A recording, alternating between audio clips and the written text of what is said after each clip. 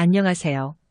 경제적, 육체적 어려움으로 힘든 분들에게 정확한 정보를 제공하여 희망적인 결과를 만들어드리는 산재 가이드입니다.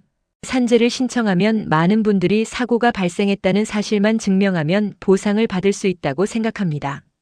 하지만 실제 심사에서는 사고가 있었다는 점뿐만 아니라 업무 때문에 다쳤다는 사실이 얼마나 명확하게 확인되는지가 매우 중요합니다.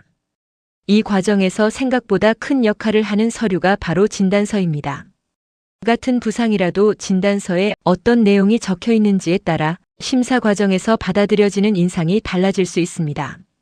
많은 의료진은 질병명과 치료 내용 위주로 진단서를 작성하는 경우가 많습니다. 물론 의학적으로는 충분한 진단서이지만 산재 심사에서는 업무와 부상 사이의 연결관계가 충분히 드러나지 않아 추가 확인이 필요한 상황이 생길 수도 있습니다. 또 하나 주의해야 할 부분은 사고 경위입니다. 병원에서 설명한 내용과 산재 신청서에 작성한 내용이 서로 다르면 심사 과정에서 사실관계를 다시 확인하는 절차가 진행될 수 있습니다. 따라서 병원을 방문할 때부터 실제 사고가 어떻게 발생했는지 정확하고 일관되게 설명하는 것이 중요합니다. 기존에 가지고 있던 질환이 있는 경우에도 지나치게 걱정할 필요는 없습니다. 다만 현재 증상이 어떤 업무나 사고로 인해 악화되었는지 또는 새롭게 발생한 것인지에 대한 내용이 정확하게 전달되는 것이 중요합니다. 사실과 다른 내용을 요구해서는 안 되지만 업무와 관련된 경위를 빠뜨리지 않고 설명하는 것이 도움이 될 수 있습니다. 병원에서 진단서를 발급받을 때도 단순히 진단서 하나 부탁드립니다 라고 말하기보다는 산재 신청을 준비 중이라는 점을 미리 알리고 실제 사고 상황을 의료진에게 충분히 설명하는 것이 좋습니다.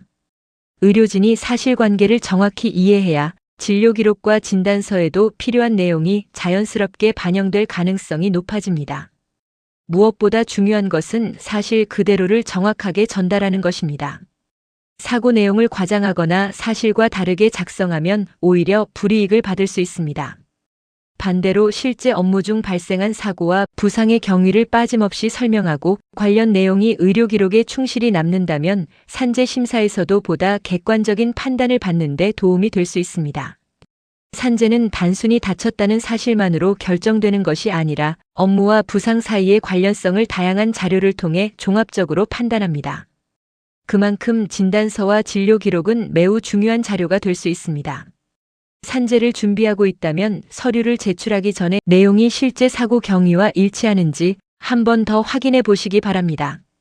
작은 차이가 예상보다 큰 결과로 이어질 수도 있습니다. 산재 가이드는 법률적으로 문제가 될 수 있는 부분에 관해 상세히 설명을 드리고 해결책을 제시하는 길잡이를 해드립니다. 항상 노력하는 자세로 의뢰인의 이익을 최우선하는 모습을 보여드리겠습니다. 그 밖에 더 많은 정보는 네이버 산재 가이드 카페로 오시면 확인하실 수 있습니다. 내용이 마음에 드셨다면 구독과 좋아요, 알림 설정 부탁드립니다. 더 좋은 내용으로 찾아오겠습니다. 감사합니다.